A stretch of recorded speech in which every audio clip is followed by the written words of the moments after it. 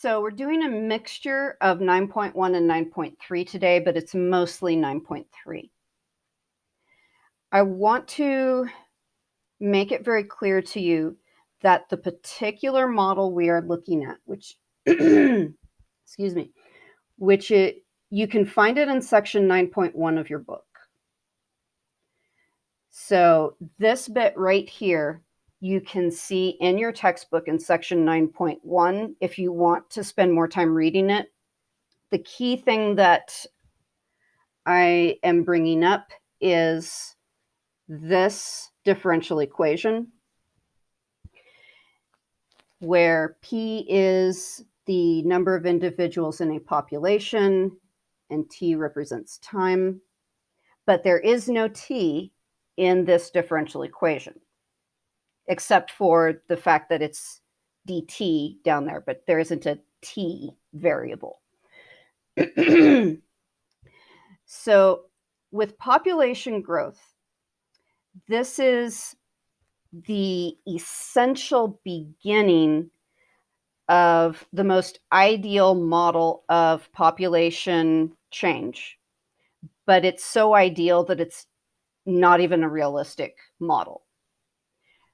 But what is realistic about it is that a lot of population models begin here and then bring extra stuff in from there to become realistic.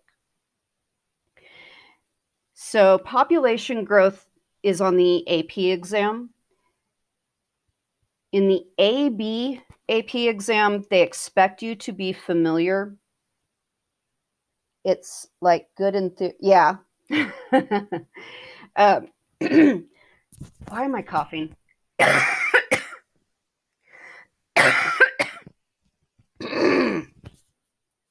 Okay, and it's just the weather changing.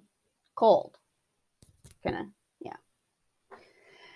It's both cold and Santa Ana dry. Oh. And yes, I'm recording. Thank you, because I have often forgotten. So this model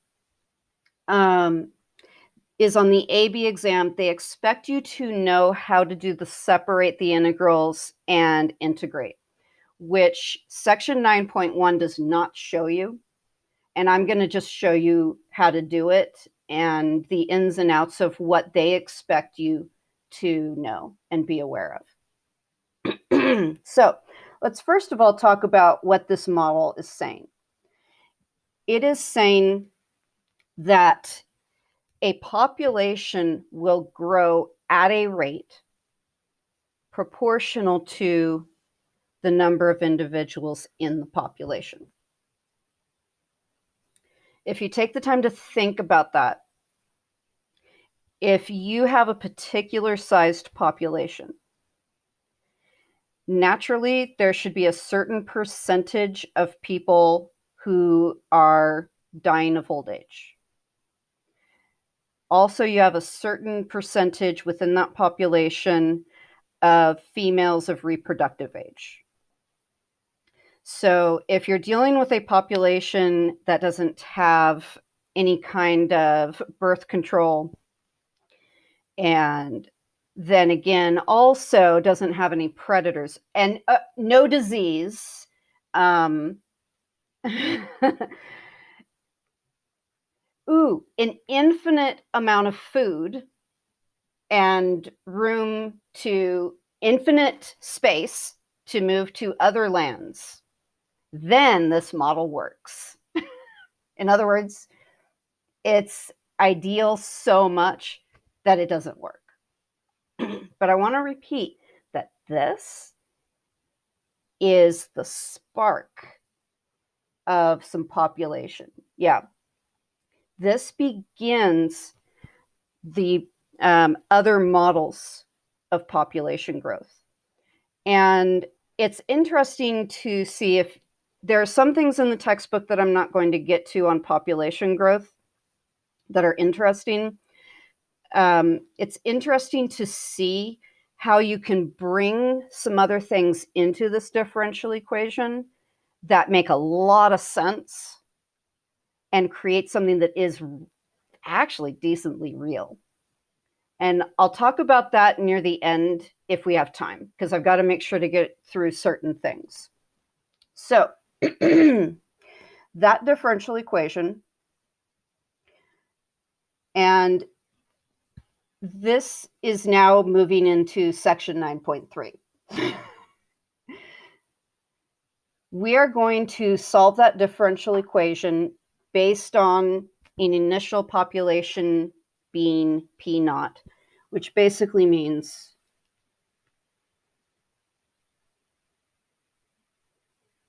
when T is equal to 0, P is equal to P naught.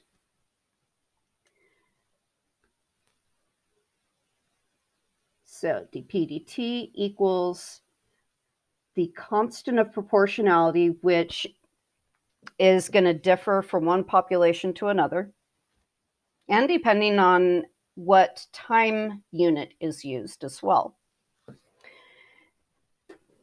When I separate my variables, I have to bring dt over to the right.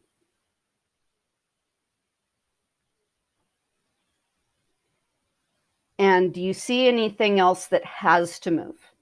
What has to move?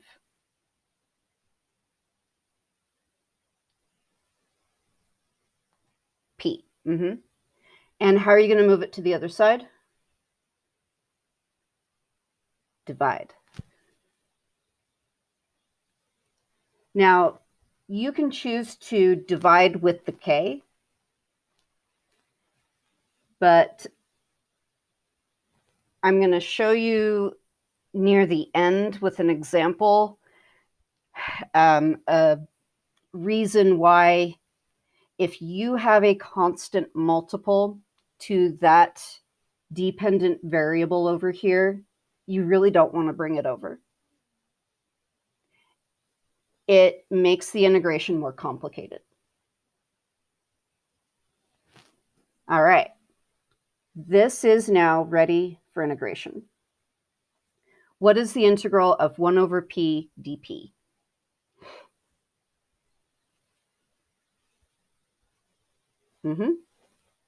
Now, I realize that population can only be positive, but I want you to know that there are differential equations we're going to be looking at after this one, where it's not in a context of that's a positive number at all times. So I'm going to use this to show you in full how to play with this specific type of differential equation. And by this specific type, I'm referring to having this show up.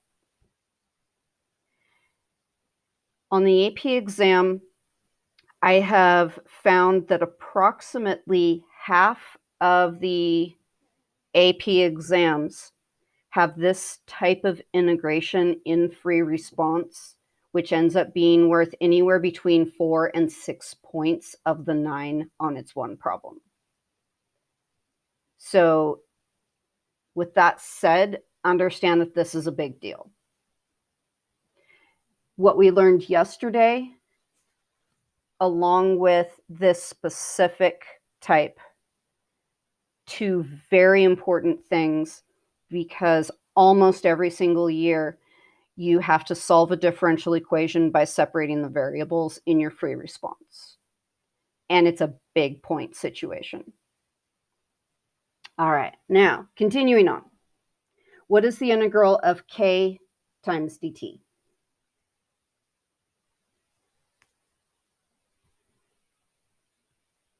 Kt, and then plus c.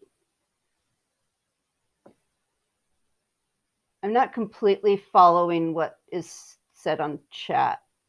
Do I need to?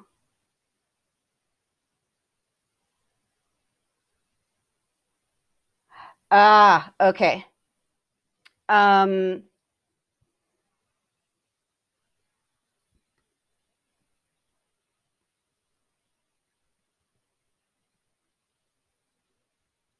I want you to take the derivative real quick. Just real quick, don't think about it. Take the derivative. Boom, boom, take the derivative.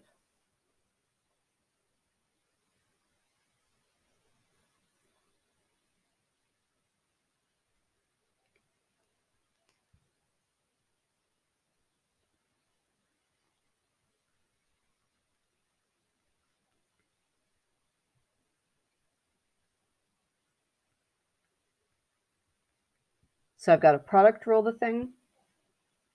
And I'm hoping that while you're in the middle of the product rule, you aren't getting so caught up in your head that the things you know but are kind of forgetting come back to you. What's the derivative of natural log x?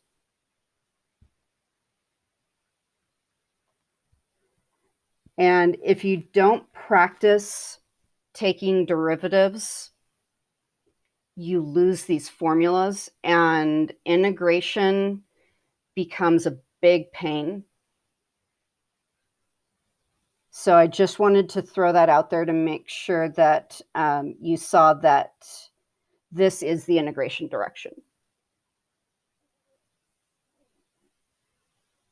Are we good? Oh, so K is just a constant. So let's say, for example, K was the number 2. If you were integrating 2 dt, it would be asking what function using the variable t gives me the derivative of just plain 2. Yeah. Okay, now watch the next couple of steps carefully, because this is why I kept the absolute value on, so you could see this. To undo natural log, what is the opposite operation of natural log of something? E to the power of something. So I e to the power both sides. I still have the absolute value of p. On the right, I have e to the power of. In the entire exponent, I have an addition.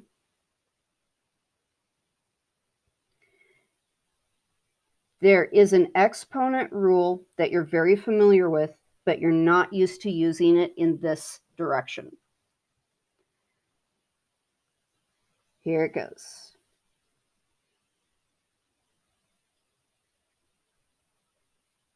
Step back and take a good look at that. You are not used to using it in this direction. But I want to point out to you that if you had started with this, if you look at that, does that make you feel the need to add the exponents?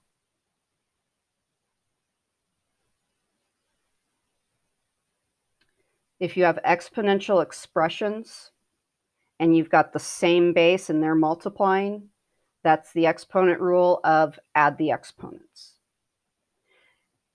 This is a key step to these types of problems, to be able to get a nice looking equation out the other end.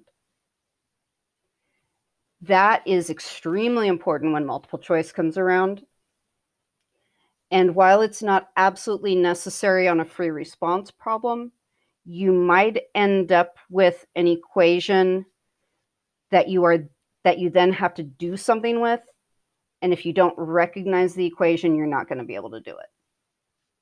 So keep in mind that this is a very important key step that you wouldn't just do because you looked at it and saw, hey, I should do that. Put a star there.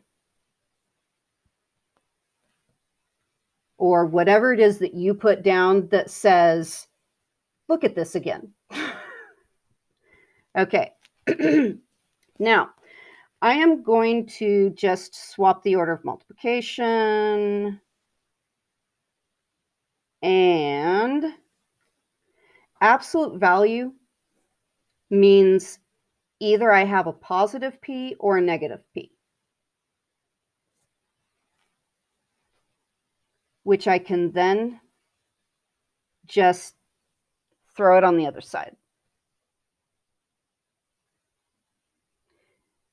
before I go any further, I want you to look at that and make sure that that makes sense to you.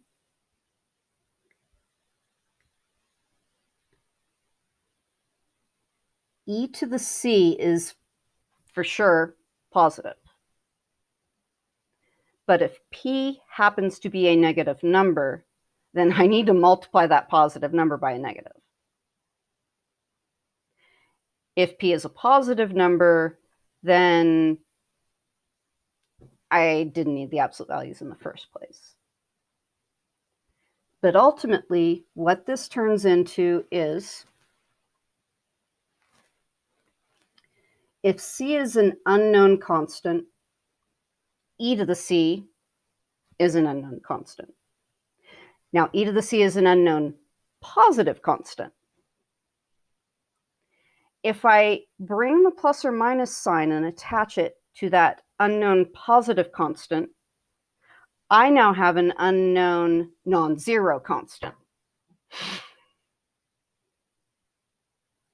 Unknown constant in full.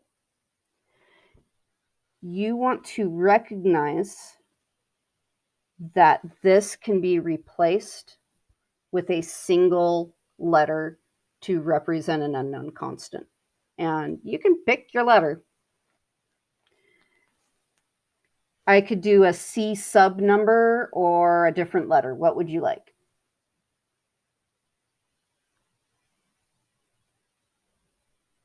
And the thing about e to the power always being positive, it's an issue of this p. If that p is a positive number, then you're all good. But if that p is a negative number, then when that absolute value sign comes off, you have to have a negative p, or you'll have an incorrect equation. Right. Right. Oh, yes, yes, yes. And that's why what I'm trying to do is show you a framework of a general differential equation that has what's highlighted here show up, because for one, that P isn't always going to represent something that has to be positive. And I'm going to show you some more examples with this so that will make more sense. With the population model, you don't need that plus or minus. But if you take the context out of the situation and look at the pure mathematics of it, then this is where we end up. And let's see, I've got C sub number or letter G. Well, C sub number came in first. So I'm going to put C sub 2 because it's my second C that I'm using. So C sub 2. By the way, on a test, you do not need to explain yourself when you do this. Anyone who's grading a calculus test understands that you can absorb a bunch of arithmetic within a constant into just a cleaner unknown constant. It's just cleaning it up. It's a very common thing to do. If you feel uncomfortable with it, it's best that you don't do it. So here we go. This is the answer to our model. And now I'm going to bring in the initial point. When t is equal to 0, p is equal to initial population. But I wanted to bring that plus or minus sign in, even though it was unrealistic, for you to see that that plus or minus is able to be absorbed into the full unknown constant. And that actually allows you to not have to sit around with other problems where you don't know p is positive and figure out whether you should go with the plus or the minus. That absorption, along with the known point, will automatically give you the positive or the negative answer that it should be. And that's another convenience of this particular technique. So I'm going to replace my P with a P naught, C sub 2 times e to the k times 0. What is e to the k times 0?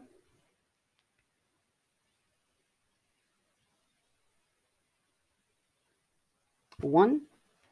So what is that unknown constant of the blob, or of the cloud blob? It is that initial population, which gives me finally a population model that you have seen before. Take a good look at it. Do you see that's your exponential growth model? And you have seen it before. So why did we go through all that work? Why don't we just use the fact that populations grow exponentially and be done with it? And the reason is there are some population models that I'm hoping to have the time to show you where you can actually start with how the population changes, and it's easier to come up with a formula based on how the population changes. And when you do the separation and do the integration and come up with a solution to the differential equation, you'll look at that, what's there, and go, wouldn't have come up with that. So there are some natural phenomena that are more easily put into a model through how they grow, instead of trying to find a pattern in the actual data. Hand, yes. What? Can I? Okay, that's fine. All right. Now, next one. This time, there's no context at all. Yes. I was just wondering on the last question, why did you convert that? Like, you calculated it and then you like went back to Q to the K. Oh, what I had was, this was a cleaned up version of this solution. Technically, I solved the differential equation when I was done integrating. This would be considered solved. You would be expected, though, to isolate your dependent variable in terms of the independent variable. And so this is the process of going through that. And the specific technique that I'm walking you through is a clean way to get through the integration that you want to be familiar with, because of how much this specific model has a morphed version on the AP exam. You are highly likely to run into something of this nature, at least in multiple choice, if not both multiple choice and free response. Okay.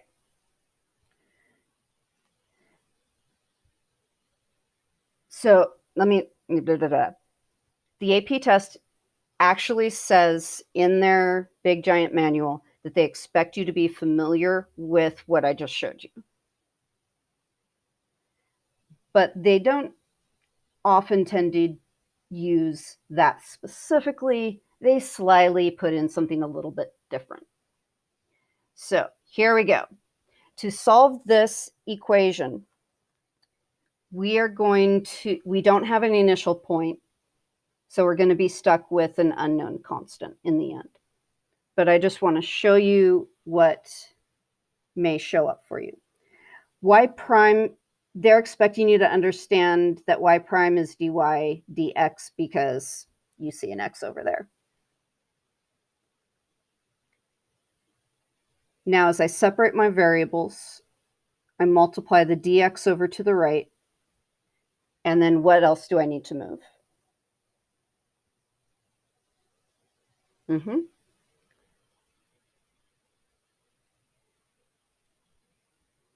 And now I'm ready for integration. And the integral of 1 over y is the natural log of the absolute value of y. Integral of x squared, x cubed over 3, and don't forget a plus c. I'm going to highlight when I say you will likely see a model similar to the earlier one. I'm referring to this specifically that I just highlighted. And in the next example that I have for you, you'll see another thing that can be slightly different. This is a very common thing to show up. And if it's a multiple choice problem, you have to isolate y. I guarantee you they're going to make it that way. And if it's in free response, they will say in the problem that you need to isolate your y. They will usually say something like solve for y equals f of x. So you have to isolate that y. And here's going about it. I get rid of the natural log by e to the power in both sides.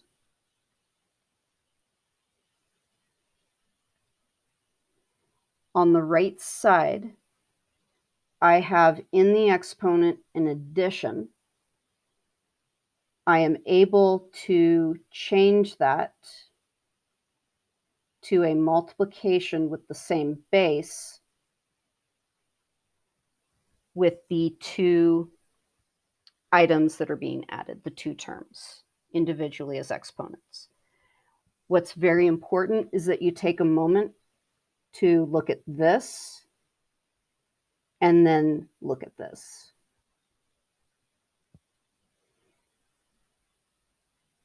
I found that for most people, it takes them a little bit of time to get used to going from this addition to this. Know that when this model shows up, this is going to make your life easier, and you'll come up with something that is in the format that a multiple choice answer will be in.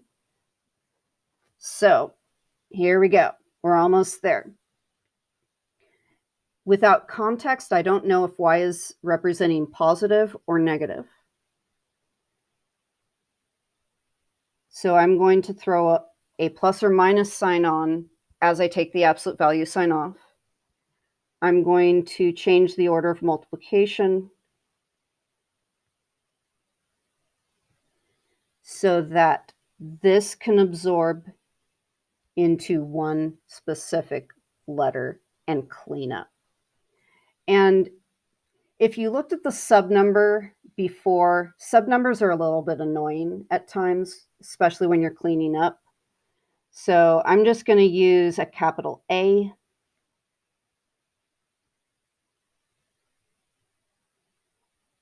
And done. I have seen multiple choice problems where you start off with the differential equation that we began with,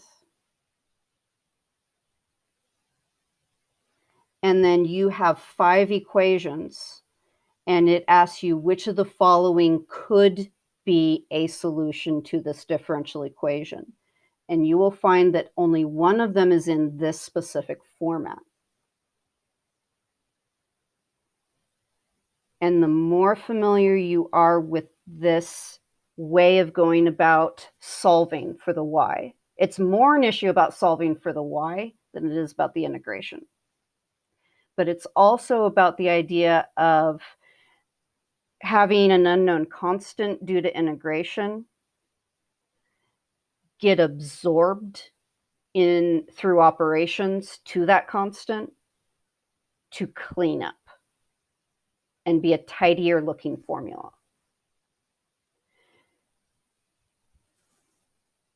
We are now ready for another example. And this is going to be the last example that I'm going to go through the integration with you.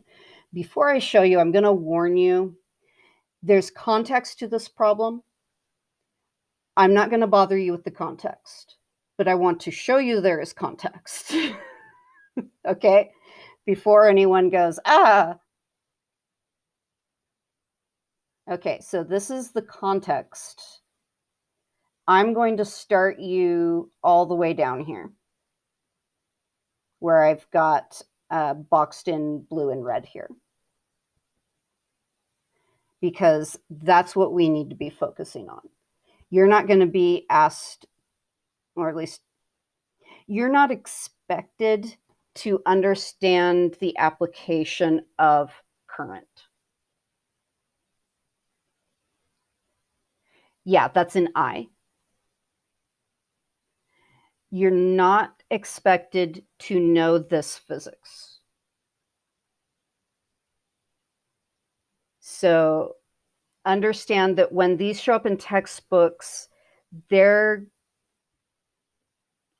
thinking that you have taken a class where you've learned this stuff, or you get taught it during this class in order to go through the application and make sense of it. Now, for some of you, are you familiar with this type of application?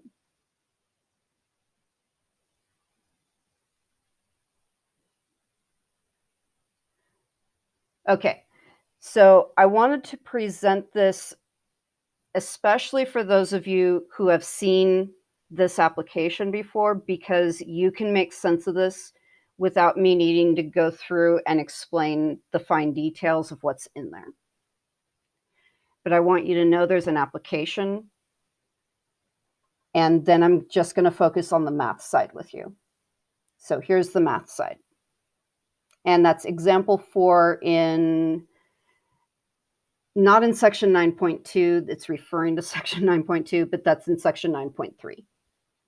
If you want to read a little bit more on that. Okay, here we go. This is our problem. And I'm actually going to do this problem twice. It'll make sense in the end why I'm going to do it twice. Here's round 1. I need to separate my variables. That means I need to multiply dt over to the right. What needs to move over to the left side?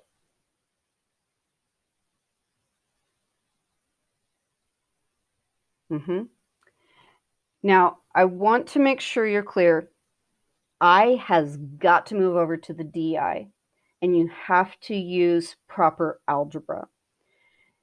I'm saying that because I have seen people make the extraordinarily common mistake, where they know better, of adding 3i to the other side. Just take a look at how easy, how much do you want to just add 3i? You get what I'm saying? So I want you to be extra careful in this situation. I'm going to need to take the entire term with the subtraction and divide it to the other side. I can't just separately bring the 3i over. And let me actually emphasize before I do this, that when I multiply the dt over to the right, that means I've got a parentheses around that 15 minus 3i, which means I cannot separate the 3i and the 15. Not when they are adding, subtracting in a factor. So,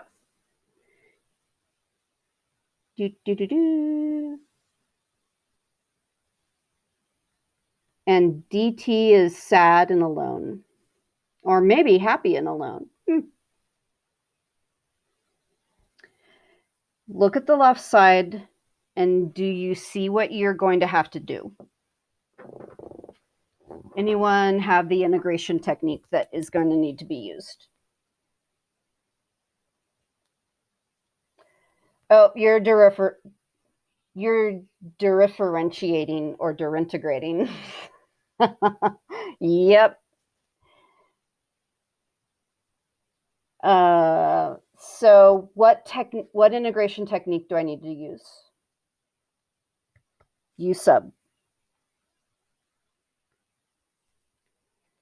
This entire denominator needs to be my u.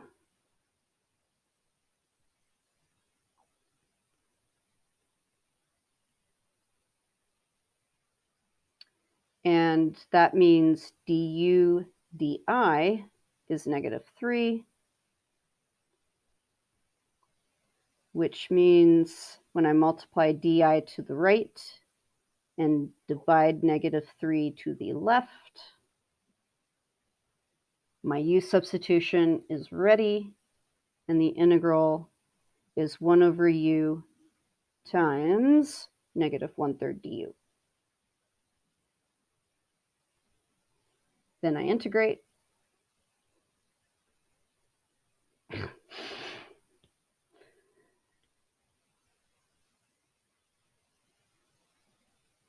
And I have to go back to the original u. So the integral is natural log absolute u, and then put the u back in.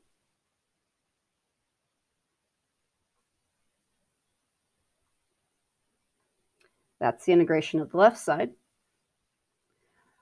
On the right, it may be, you may not see it. It may have been too long since you've seen something like this. Keep in mind that there is a times 1 always sitting there in that integrand. So in that case, who can you take the derivative of that contains variable t? And the answer you get is the number 1, t.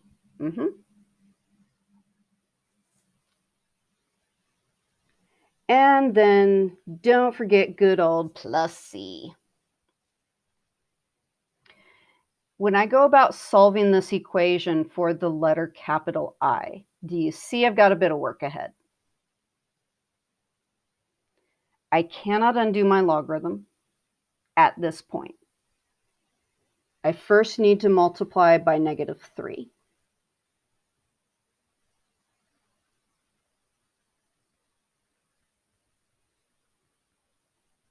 And I'm going to distribute the multiplication of -3 all the way through.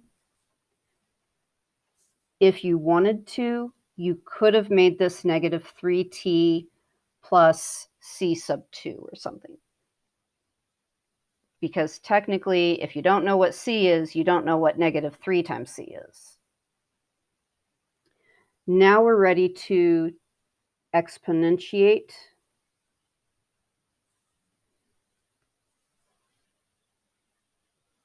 I get absolute value of 15 minus 3i equals, and is it okay if I go forward with the exponent rule? If I have addition, which let me actually emphasize, addition in my exponent, that becomes multiplication with exponentials of the same base, but separating the terms of the addition.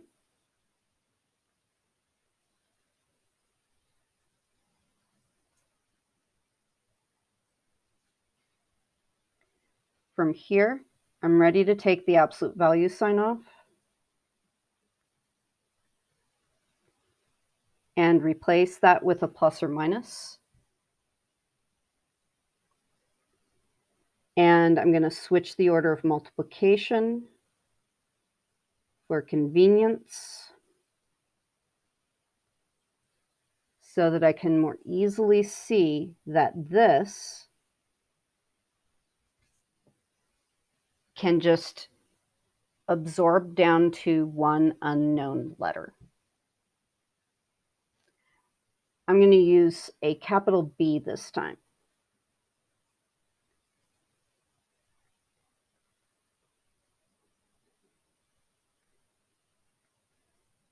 B is now my unknown constant due to integration. I can use my initial point now. This is a good place to bring the initial point in. And that initial point is when t is 0, I is 0.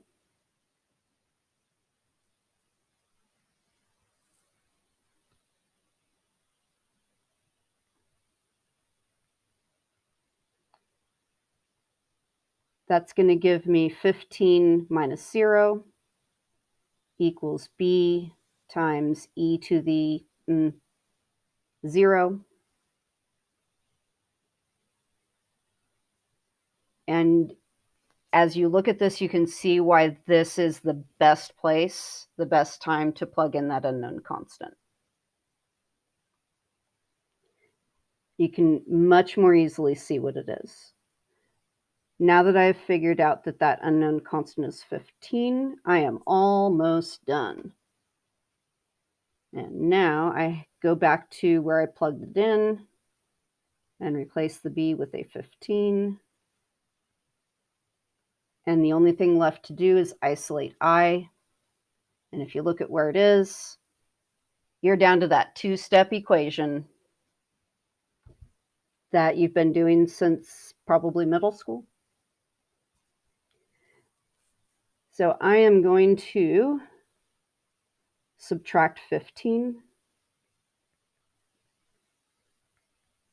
and then divide by -3, and that'll give me my I. I'm going to clean that up a touch. If I'm dividing by the negative number, I prefer to just swap subtraction order. And then I've got 15 divided by 3, and swapping subtraction order due to the negative. 15 divided by 3, e to the -3t. And it comes out as a really clean equation. There are other ways that you can move your algebra around and get I isolated. But it might not look this good, and you might have a hard time with the next part of this problem. The next part of this problem asks you to find the limiting current. What is the limit as t approaches infinity of I?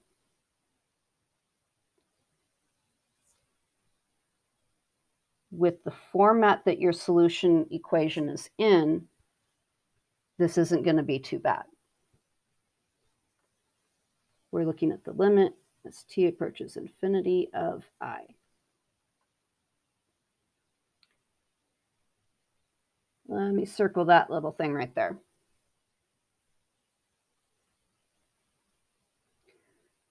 What is the limit as t approaches infinity of e to the -3 times t?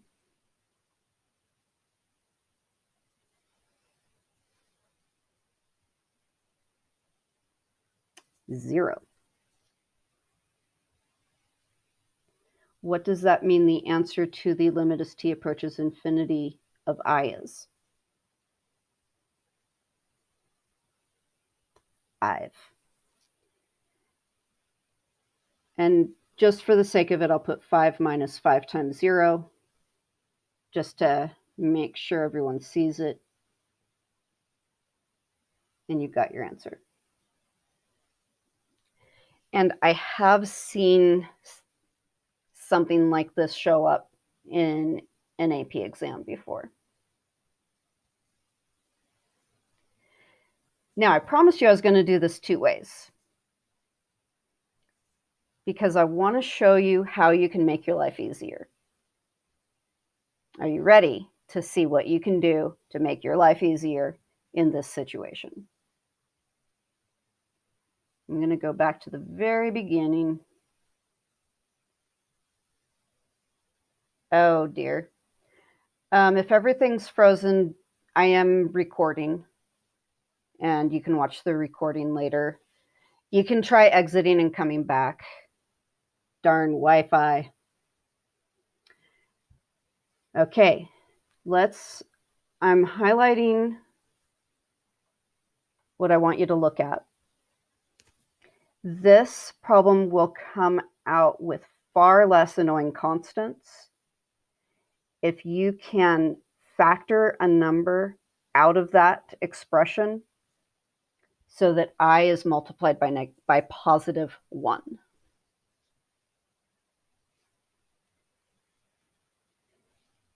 Don't forget this trick if you want to save yourself algebra pain. That means I need to factor -3 out if I want I to be multiplied by positive 1.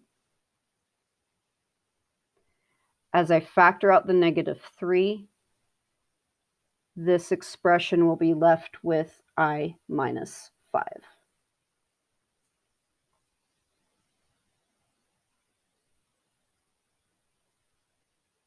I don't know. And yes, it would be 5 amps.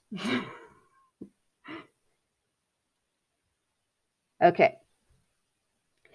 Now, instead of dividing by everything, I can now divide by just 1 times I minus 5. And we're going to watch and see how much algebra that improves for you. I'm keeping the -3 on the right side and multiplying dt to the right. And then I'm dividing by I minus 5. This time when I integrate, some of you can look at that left integral, see the u substitution in your head, and write the answer. I'm going to write it out because I know not everyone sees it. I want u to be the denominator. The derivative of u with respect to I is 1, so du is di. And the integral becomes 1 over u du. The integral of 1 over u is natural log of the absolute value of u. And then I want to go back to what u was determined to be. And if you didn't see it before, I want you to look at it again. Look at this, and look at this. And if you need to, very importantly, take a moment to think about the fact that when you take the derivative of I minus 5, you do get just a 1. You do need to take that pause. But some of you can do this integration in your head, and you do not have to show this integration work. By that I mean you don't have to show the full u substitution when it is something of this nature.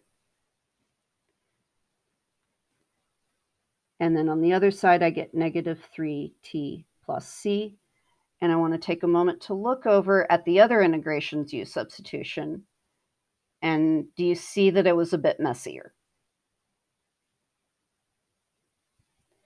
There was a possibility for making a very silly error going from here to here. You know,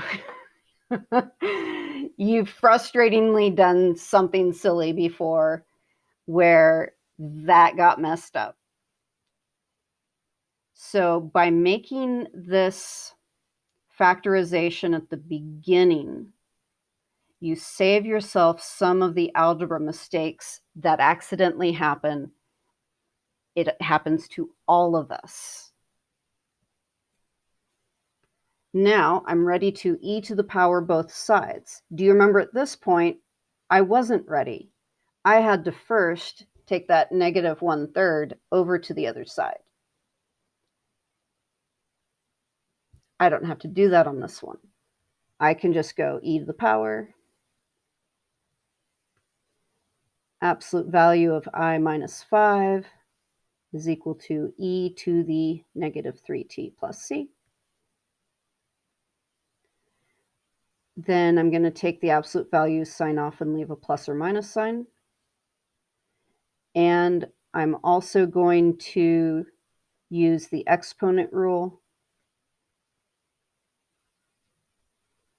And I'm just writing in a few more steps to make sure I don't lose anyone. I'm changing the order of multiplication.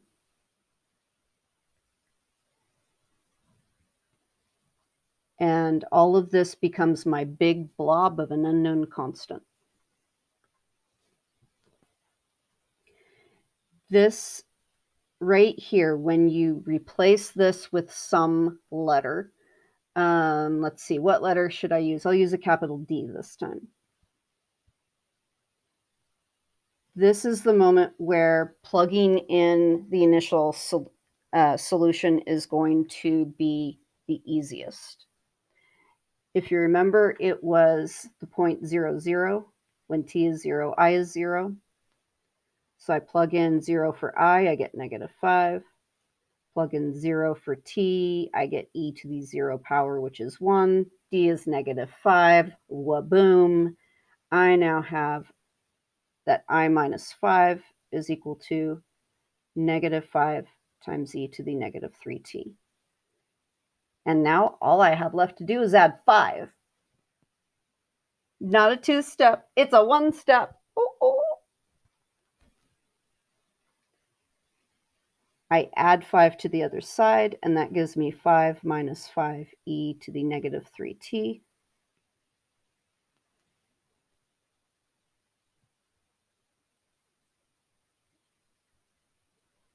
Which is exactly what we had going the other way. But I want you to see how much cleaner that was. One simple little step saved some excess numbers flying all over the place.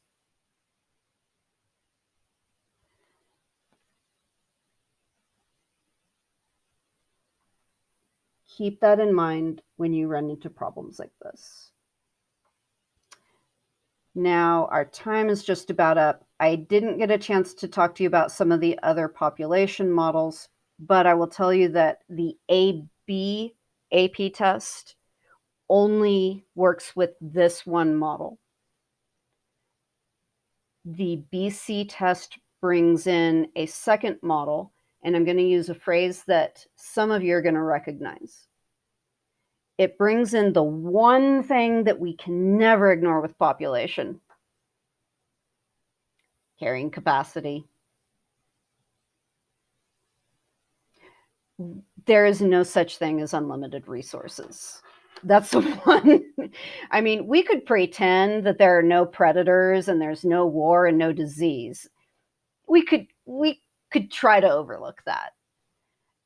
But we cannot overlook the fact that we have limited space and limited food. No one gets away with that. And so it's a really nice model, and I'd like to show you guys at some point, but I'm out of time right now. So I will see you later. Go have lunch. Stop and